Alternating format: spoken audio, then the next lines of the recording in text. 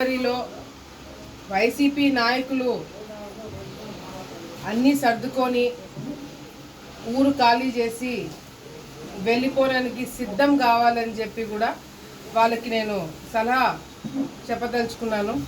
ఎందుకంటే ఈరోజు చాగల్మరి టౌన్లో ఏ విధంగా వైసీపీ ఖాళీ అవుతుందనేది కూడా ప్రతిరోజు కూడా చూస్తూ వస్తున్నాం. ప్రతిరోజు కూడా చెప్తున్నా, నేను నిన్న చెప్పినా మొన్న చెప్పినా, చేరికలకి టైం దొరకకపోవడం అనేది నాకు తెలిసి ఎక్కడ కూడా జరిగి ఉండదు.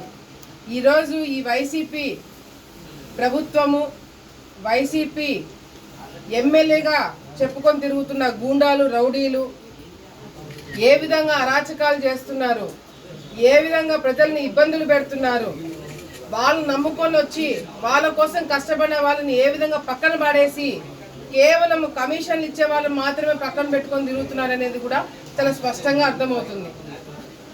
ఈరోజు మేము ప్రతిపక్షంలో ఉన్నాం, వాళ్ళు అధికారం పార్టీలో ఉన్నారు. నిజంగా అంటే అధికారం పార్టీలో ఉండి మీ కార్యకర్తలకి, ప్రజలకి మీరు మేలు చేసింటే ఇంత పెద్ద స్థాయిలో ఇంతమంది ఎందుకు మా దగ్గరకు వస్తున్నారు? Simple logic.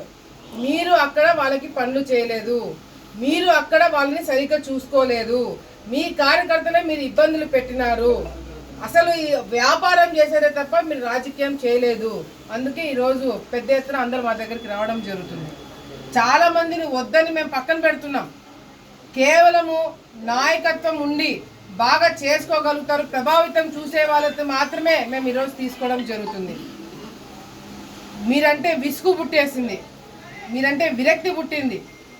ఈరోజు యువత కావచ్చు, ఉద్యోగం చేసుకుంటున్న పిల్లలు కావచ్చు, ముసలి వాళ్ళు కావచ్చు, గతంలో రాజకీయం చేసిన వాళ్ళు కావచ్చు, ఎవరిని చూసినా ఎవరిని అడిగినా మాకు వాళ్ళ ప్రభుత్వం, ఈ ప్రభుత్వం వచ్చిన తర్వాత మేము బెనిఫిట్ కాలేదు, మా ద్వారా ఒకరికి మేలు చేయలేకపోయినాము, ఇంకా రాజకీయాల్లో ఉండి ఎందుకు అని ఒక ఆలోచనలోకి వచ్చేసినారు.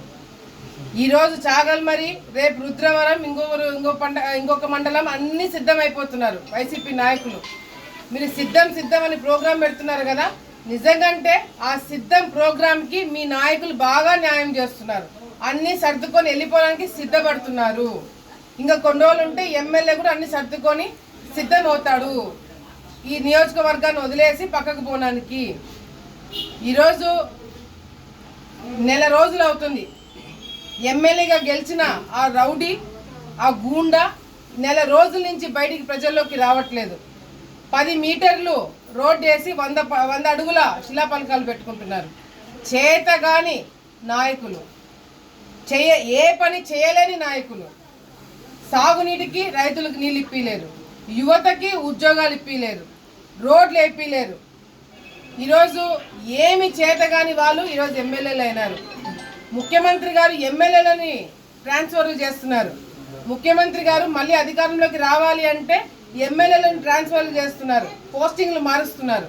కానీ మార్చాల్సింది ముఖ్యమంత్రి పోస్టుని. అది ఈరోజు ప్రజలు నిర్ణయిస్తారని చెప్పి కూడా మేము ఈరోజు అనుకుంటున్నాం. తప్పకుండా మా మీద నమ్మకంతో ఎవరైతే ఈరోజు భారీ ఎత్తున పార్టీలు మారుతున్నారో, మమ్మల్ని నమ్ముకొని వస్తున్నారో వాళ్ళకి న్యాయం చేయడమే కాకుండా కొంత సొంత కుటుంబ సభ్యుల కన్నా ఎక్కువ చూసుకుంటామని వీళ్ళందరికీ ఈరోజు నేను మాటిస్తున్నాను.